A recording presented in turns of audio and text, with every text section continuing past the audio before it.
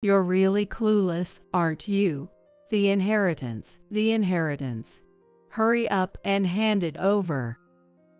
As soon as she entered the front door, my sister-in-law barged in and started talking nonstop, clearly in a good mood. We were never close, so why now? I was bewildered when these words hit me. "If it weren't for Mike's inheritance, I wouldn't come near this gloomy place." Indeed, to her, who is dressed head to toe in glitzy clothes and accessories, the house, where her brother Mike and his widow, me, live must seem gloomy. However, I fought my sister-in-law, who wouldn't even pay respects to the deceased Mike's altar, and brought up the inheritance while standing at the entrance, was much more insidious. This attitude of hers was not something new. She was arrogant about her looks and often harsh towards my gentle husband. I heard from my husband that she changed her tune dramatically and became ingratiating once he started succeeding and earning a substantial income. I was utterly appalled by her coldness. She barely visited him during his repeated hospital stays due to chronic illness, and didn't shed a single tear at the funeral. I had decided to cut ties with her, but the greedy sister-in-law would not allow that. "Come on, I don't have all day. Hurry up, you must be busy, right?" The sister-in-law, with her eyes sparkling childishly, was convinced she would receive the inheritance without a doubt. But I hold something that will distort that expression of hers. It's the last words from my late husband. This will explain everything. I am Sally. Widowed early in my mid-60s, I led a modest life, not growing taller than necessary. About a month ago, I lost my beloved husband. It was due to a worsening of a chronic illness that he had been dealing with for many years. My husband and I met and married when we were both in our 40s, so we didn't have any children. For 20 years, we supported each other, so the sense of loss at that time was significant. I even considered following him in death, wondering if there was any need to continue cooking for someone else since we had no children, but I lacked the courage, embarrassingly.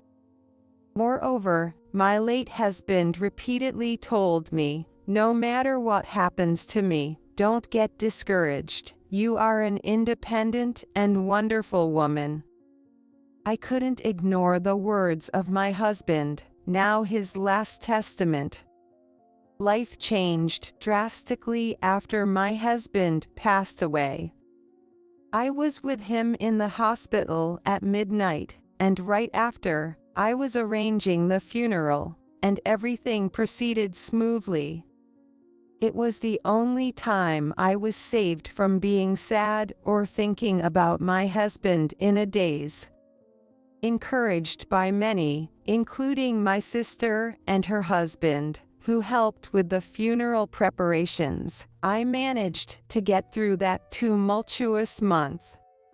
I barely remember that time, but my sister later told me, "You did a fine job sending Mike off. He must be resting peacefully in heaven." Despite the initial confusion and stress that made me ill for a few days, not everything was bad. More people attended the funeral than I expected.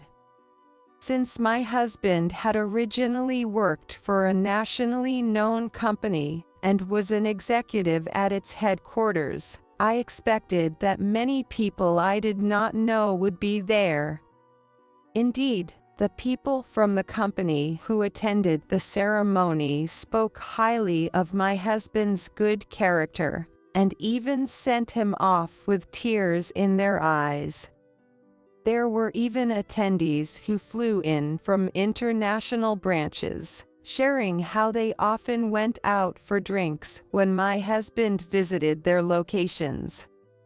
Though I regret not spending more time with each person, I diligently noted everyone's names and addresses to properly express my gratitude later through condolence returns. My sister and her husband helped greatly with these arrangements, so now I can finally catch my breath. I feel immense gratitude, thinking this too was due to my husband's gentle nature.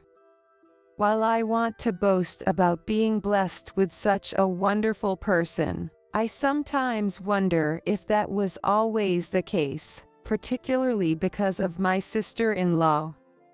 The presence of my husband's sister, my sister-in-law, was the cause of the problem. She's significantly younger than my husband. Compared to women her age, she's youthful in appearance and manner, making her somewhat famous in our neighborhood. She's aware of her beauty and seems to enjoy polishing it daily. Up to this point, there was no issue. She's 58, so not exactly young, and I can't help but think she shouldn't be wearing mini skirts and showing off her legs anymore, but that's not really for me to judge, so I don't worry about it.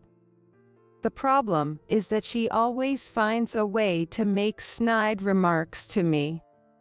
I'm not as pretty as she is, nor do I have the enthusiasm for yoga or spa visits. Sally, you always look so dowdy. Aren't you embarrassed to be such a country bumpkin?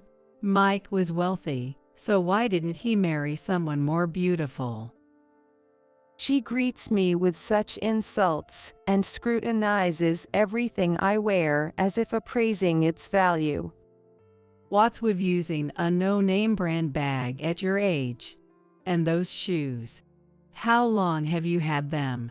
You were wearing them the last time we met, weren't you? Sloppy people can be spotted by their accessories, even if their clothes are decent. I can tell right away. Doesn't Mike buy you anything? He's not into material things, so if you ask, he'd probably buy them, right? I have enough bags and shoes, though not as many as my sister-in-law. If she calls me sloppy, so be it, but I've always been someone who doesn't shop much. In fact, I make it a point to throw away something old whenever I buy something new, so my house is rather Spartan. On anniversaries and birthdays, when asked by my husband if I wanted anything, I would without hesitation plan a trip. To me, objects can be bought anytime, but memories are priceless and irreplaceable. Now that my husband is gone, I'm glad I continued making that choice. Every time my sister-in-law made a snide comment, I would hint at this belief, but she would just scoff. Mike wasn't much to look at either, so in that sense, you were a good match, right?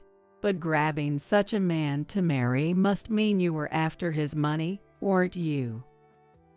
No matter the insult, she always concluded with this. This is what troubles me about her. She insists I married my husband for his money and spreads this among relatives. Indeed, there were many women who approached my husband with that intent. He wasn't into gambling or nightlife, his only hobby was fishing, so I vividly remember being surprised by his savings when we got married. But I never had the intention to live lavishly off it. At that time, I too had a 20-year career with my company and had a decent amount of savings, not as much as my husband, but substantial. Our shared value of not overspending was one of the reasons we got married, not because I was after his money as my sister-in-law claimed. I explained this to her and asked her to correct the misunderstanding with relatives, but she never listened to me. She seems to have unilaterally decided that we don't get along and always finds something to criticize. My sister-in-law has always been competitive, and even my husband tried to avoid her when he was alive. Perhaps that's why she hardly helped with the funeral preparations. Although I was the chief mourner, she never once offered condolences when my husband started getting sick or when he was hospitalized. She even got angry when I contacted her about it, saying, "Don't bother me with such things." So I resolved never to tell her anything again, even in my heart. However, to avoid affecting my husband's condition, I pretended in front of him that his sister was concerned, telling him gentle lies. Ultimately, until his death, my sister-in-law never showed herself in front of my husband, and even at the wake, she acted as if she was reluctantly doing us a favor, like it was someone else's problem. Yet, the relatives around her would whisper, "She's been crying every day since she heard her brother was ill, almost losing her appetite and unable to shed tears.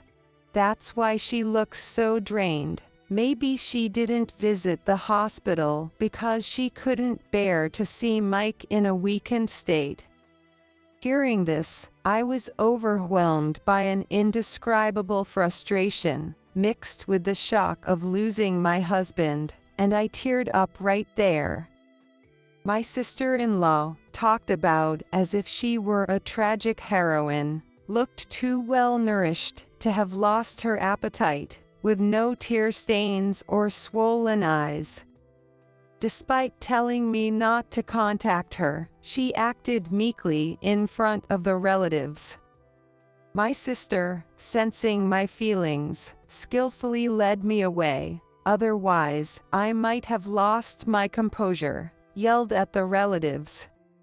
Realizing that my sister-in-law is selfish to the core, showing no respect even for the deceased, I resolved to limit any future interactions with her. I slowly sorted through my husband's belongings, balancing it with work and household tasks, while also healing emotionally. At first, every item of his that disappeared felt like erasing a memory, but I reminded myself that the memories with my husband were etched in my heart. While cherishing the time with those who occasionally visited the altar, I tried to regain my peaceful life. But, as expected, it was my sister-in-law who shattered this tranquility. She rang the doorbell and rattled the sliding door. "Sally, you're there, right?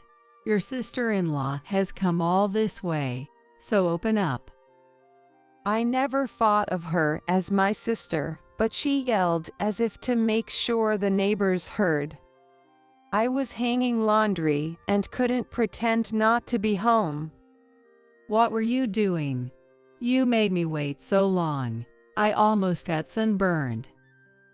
As soon as I opened the door, before I could speak, she barged in, thrusting a fancy foreign brand shopping bag into my hands and starting to take off her shoes. "What's this all of a sudden?" I managed to ask, to which she dramatically sighed. "Look, I've been so busy and couldn't visit, right? I thought you might be feeling down, so I brought something nice." She snatched back the shopping bag she had handed me and began pulling out items while standing there. Jewelry, perfume, and fancy baked goods, none of which seemed appropriate for me. Did she really think I would be genuinely happy to receive these?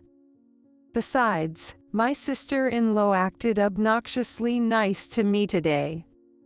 I know I've been harsh to you, Sally, but you were the wife chosen by my only brother. I didn't want his wealth to fall into the hands of a gold digger. But seeing you at the funeral, I realized you were different. Only someone who truly loved Mike could shed so many tears and give a speech with disheveled hair, disregarding what others might think.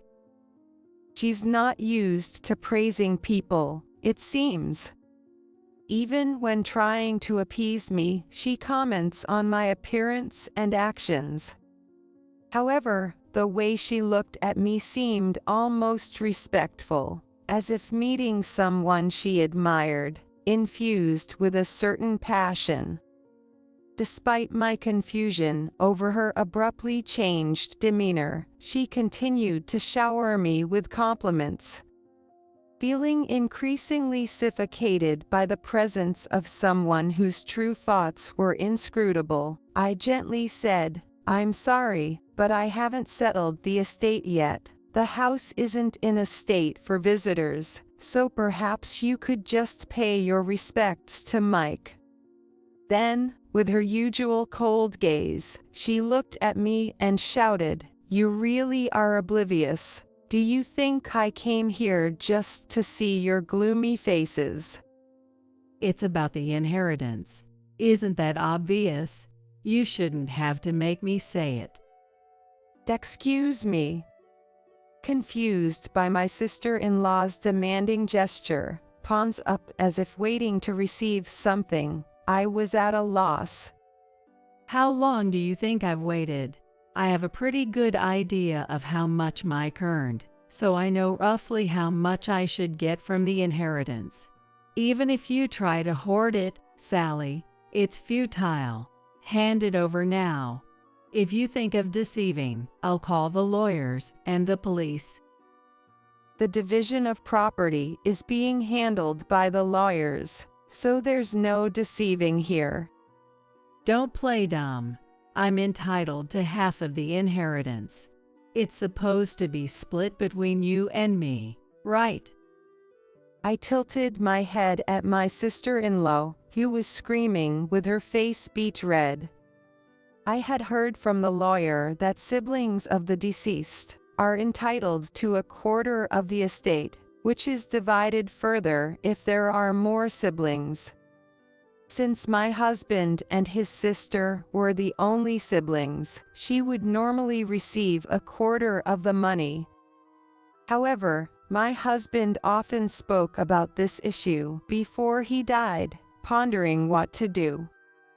No wonder, as his sister had mocked his looks since childhood, and along with their parents, who favored the beautiful sister, seemed to have bullied him. To prove them wrong, my husband studied hard, earned scholarships, worked part-time, attended a top-tier university, and secured a job at a major company, eventually becoming very successful. That was about all he shared about himself, indicating he must have had a tough life before. Indeed, anyone would be troubled by the thought of the estate passing to such a sister. I, having been consulted about this, urged that the final decision was his to make. I only learned of my husband's decision after he passed away. Unaware of all this, my sister-in-law changed her tone drastically. So you, just a wife, are going to take most of the inheritance. You're a money grubber too. I always thought it was suspicious, you marrying that plain man after turning 40.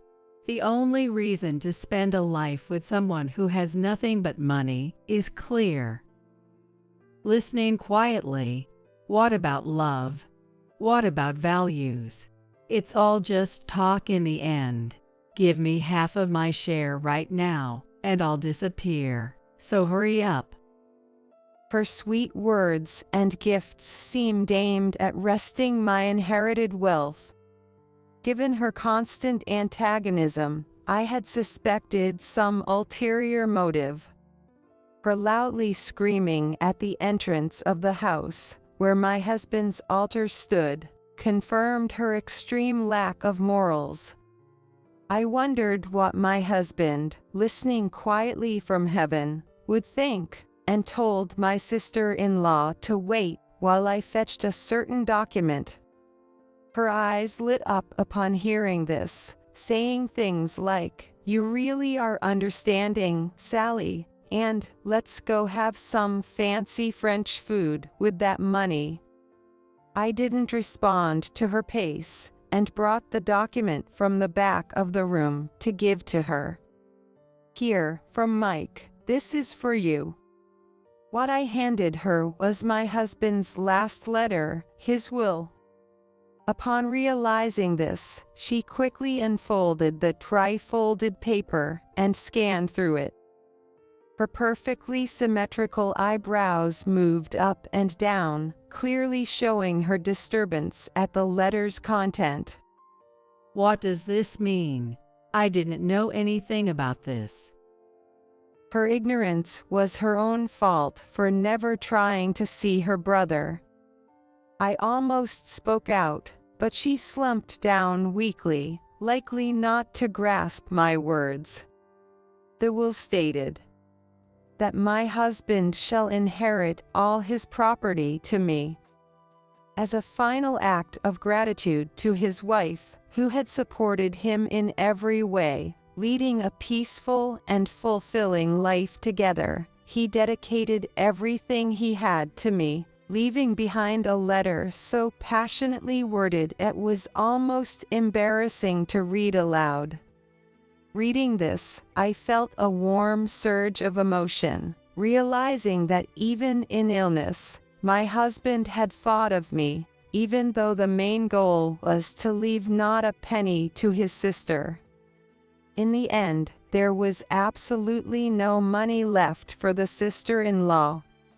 The answer was clear, but my sister-in-law, staring into space, muttered, "What does this mean?" With her face pale, she was unresponsive to anything I said, so I almost had to force her out of the door and quickly locked it behind her. Through the door's window glass, I could faintly see her shadow swaying from side to side, dragging her body away.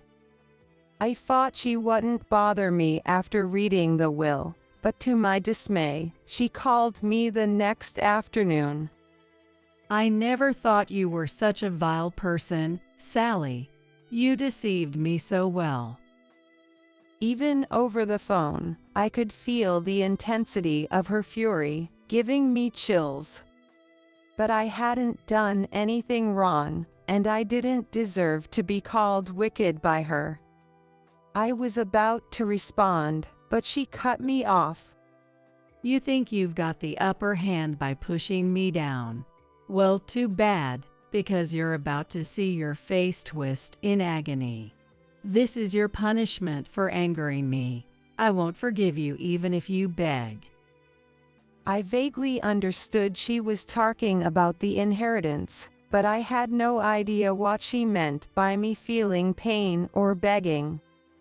Silenced by confusion, she mistook my silence for fear and began to laugh loudly. See, it's too late for apologies. I'd love to see you now, but I'm busy. I've just secured an appointment with my lawyer. She boasted as if victorious, but I couldn't understand why she needed to see a lawyer or why she was telling me this. Instead of bothering me, she should just stick to her usual activities like yoga or spa treatments, I thought absent-mindedly. Then she yelled, "Don't you get the situation? Talking to you just frustrates me, which is bad for my beauty." I'm not satisfied with the estate division, so I'm preparing to file a complaint. I don't know if you and Mike schemed alone, but a wife taking all the inheritance is unheard of. It's against the law. You can't just show Mike's will and expect me to shut up. You don't have a shred of conscience to use your sick husband just for your own gain. I have a right to my inheritance, and I'm going to claim it. Apparently, she believed I was plotting to monopolize the inheritance. Thinking I had influenced Mike to write the will, I couldn't stay silent. It's a waste of time for you. Mike personally handed that will to the lawyer. I only read it afterward, and I couldn't have tampered with it. Also, the lawyer said, you have no claim to the inheritance. So, I think it's best you don't bother, as they won't take your case seriously. Her voice grew louder, possibly infuriated by my calm response. What's with that tone? You won't be so composed for long. Just keep sitting pretty. I'm serious. I've called several times since yesterday, and finally got an appointment. The lawyer must recognize my determination.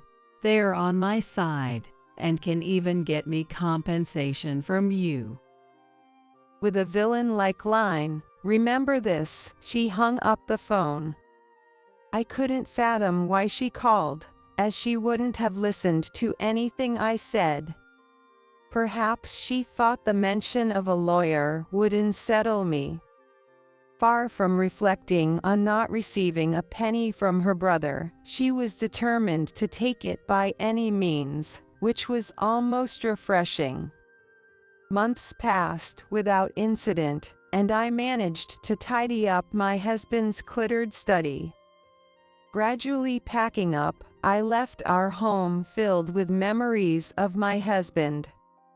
He had always wanted to retire to a quiet house in the suburbs, so I decided to fulfill that wish. I sold the house and land we lived in, and used the proceeds as a down payment to move to the area where my sister and her husband live. It's regrettable we couldn't do it while my husband was alive, but our dog Maya, who lived with us for over 10 years, was delighted with the new home. She frolicked on the smooth flooring, so I bought a light-colored carpet to prevent strain on her legs from slipping.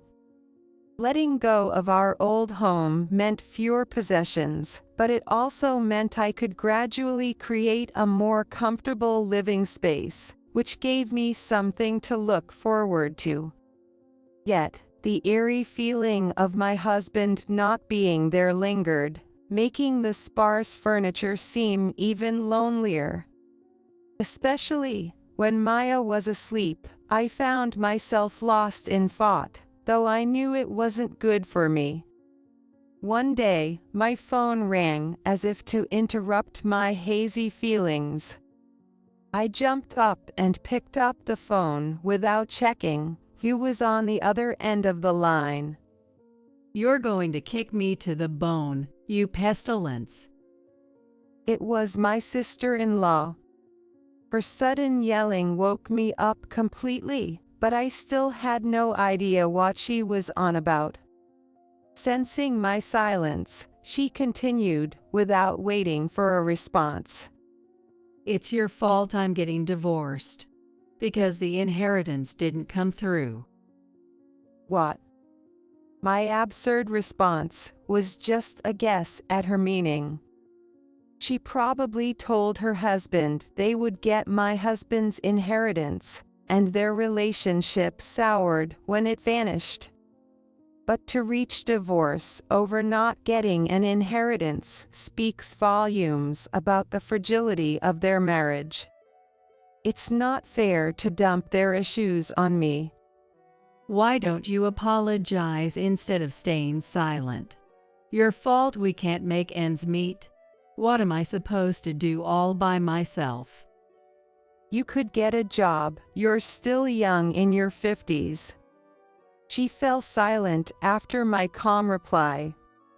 Maybe she was irritated by the words just work, or maybe she was caught up in the term in her 50s. Whatever the case, my sister-in-law needs to get her feet on the ground and accept reality. If you lived on your husband's salary, you shouldn't need the inheritance. Why the divorce? He was after Mike's wealth from the start. He said, "If we're not getting your brother's inheritance, you're useless to me. You're just a woman with good looks and money, decades spent together, all for nothing. I want my time back." It was an intense argument. Why should I be the one getting yelled at? He's the pitiful one, earning so little. I want my time back.